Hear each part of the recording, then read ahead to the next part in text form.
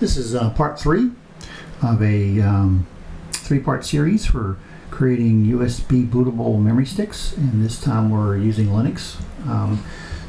Previous 2 videos, part A and B, we're using Microsoft Windows 10 as well as Apple's OS X operating system. If I sound a little off sync with some of the voice stuff and things I've got on the screen, it's because I'm going to do a voiceover. So we've got 2 commands, 2 files there. The .iso is what we're going to use to burn to the memory stick. It's the Red Hat 7.4 version for the server. And then the dd info text command is just an excerpt that I took from the man page to show an example.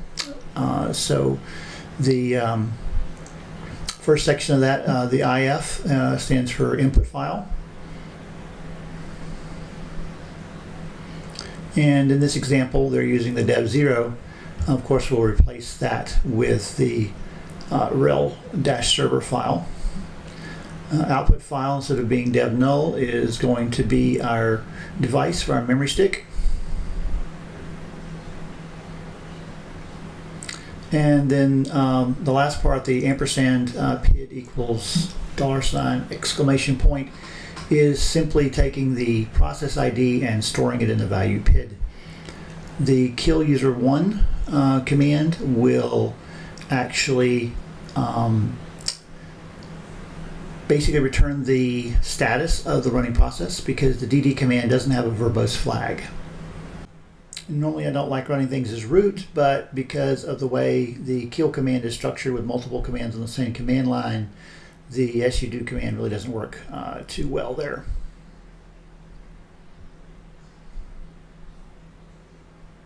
So when you become root, it changes into the root home directory, so we had to issue the cd command to get back to where our files are at. Hit the tab key there to finish the file name completion. And the output file, of course, is going to be the device, but wait, I get ahead of myself. We need to find out what the device is. /dev/something another. So with the newer versions of Linux, you can use the fdisk-l command. And there we go. So it's dev sdb, the 1 and the 2 are simply just the partitions that are already on the memory stick that I've got in there.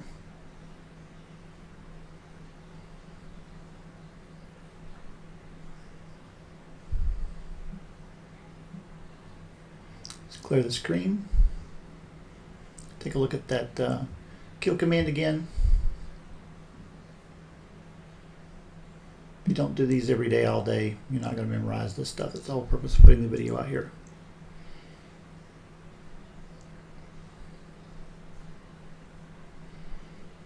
And then last but not least, put the PID information on the end so we can capture it.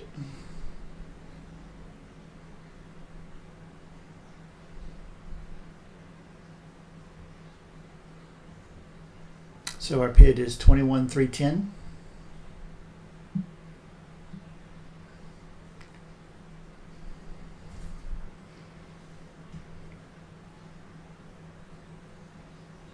And this is going to be a bit of a problem here, because the last command does not have the -usr1, so we just actively killed the process for real, and now we're going to have to restart it.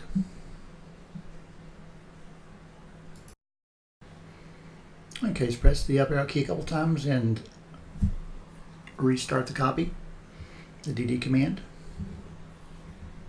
And this time, of course, we take off the kill PID at the end.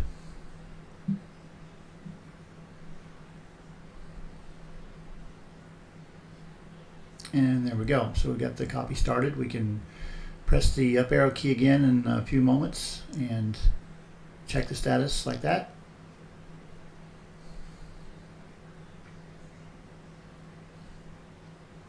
And at this point, usually would just do a little bit of post-processing on the video and speed it up.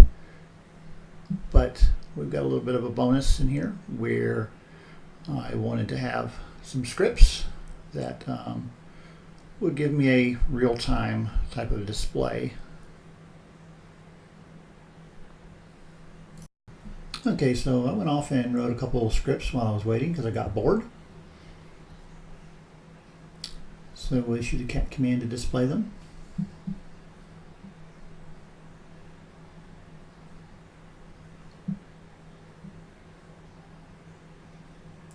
First line, standard shell script stuff. There's our kill command again. Went ahead and put that 21.320 in there, and you can get that from doing the echo PID or just remembering what it showed on the screen earlier. I know I could do that more eloquent, but quick and dirty scripts. I just wanted to show you guys that it could be done. So anyhow, it runs that, sleeps for 10 seconds, and then it's going to call the check2 script.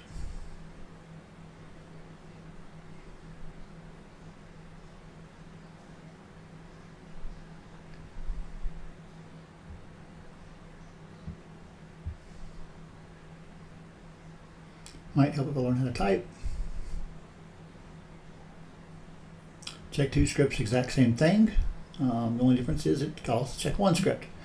So they basically just call each other through infinity until the job's done, and you'll see an error message on the screen and can press the Control-C key to stop them. If I wanted to get nice, I could put some error checking in them, but there again, it was just something that was quick and dirty. And now it's time for me to hush for a few minutes and speed this up so you can kind of see the results scroll by until it finishes. Again, this is a really kind of slow machine and older memory stick that I'm using here. So.